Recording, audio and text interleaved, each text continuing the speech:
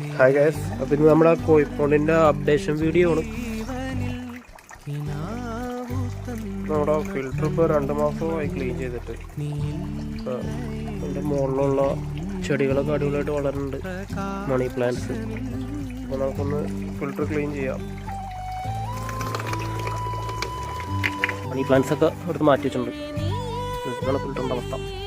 എല്ലാം ക്ലീൻ ചെയ്യാം.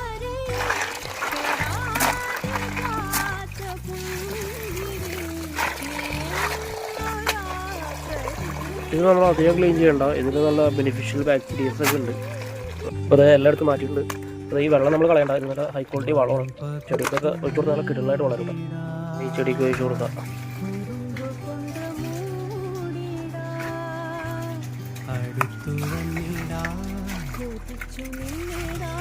കുറച്ചുകൂടെ കുത്തിക്കുന്ന പുതിയൊരു സംഭവം ചെയ്തിട്ടുണ്ട്.